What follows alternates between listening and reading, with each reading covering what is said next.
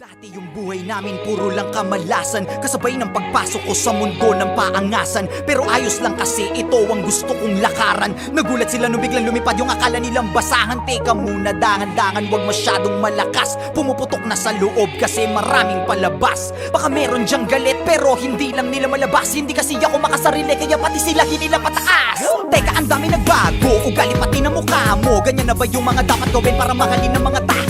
Sa bagay sanay ka naman, no respeto daw kahit pa ba. No, kung gusto nyo ng respeto, tanungin nyo na sila kung magkano. Huwag magpapaapekto, kala mo perfecto. Lalo pag nagsalita na yung mga yang kala mo walang depekto. Samantalang ako ginawa ko lang lahat ng ito ng puro diretsyo. Habang ikaw kailangan may siraan ka para lang makaasenso. Para ka lang chismosong ginawan na lahat ng kwento. Isa kang kupal na manunulat, ya puro ka lang imbento. Tinapakan, inangasan, sinabihang umalis na lang ako rito. Nilabanan, hinayaan, kaya ngayon ako na ang bago paborito. Titirahin nyo ko si Balong lang nagdala. Huwag kayong mag-alala, meron din kaming dala. Ganyan naman yung mga ulule, mahilig mangumpara. Nagpapanggap na malawak ang utak, makitid pala. Tanga ka, halatang talangka ka talaga. Kung ako'y guro na awa lang, kaya ka nakapasa. Kala mo lang matalim na kulang ka pa sa tasa. Tumitira ng mabilis, naiintindihan ka ba? Simulan ko na to kung paano mamumana at para bumakat sa mga tao. Kaya ko tumira kasi diba tinitira mo ko noong mga panahon na wala akong nakikita sa malayo. Pero di ko tinigilang mga bayo. Ngayon naging malinaw na malabo, pero di nyo makikita ang nakatago.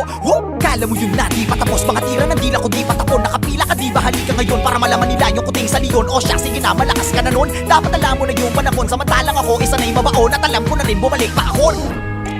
Gusto kong magpahinga sa industriya na parang ang hirap ng huminga.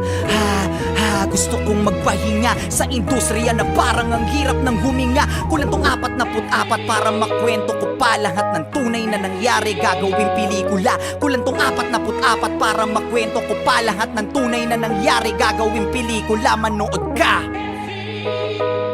Manood ka.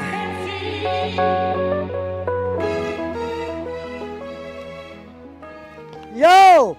Ang Tambay Seri, alas 7 ng gabi. Ang Tambay High School, alas 2.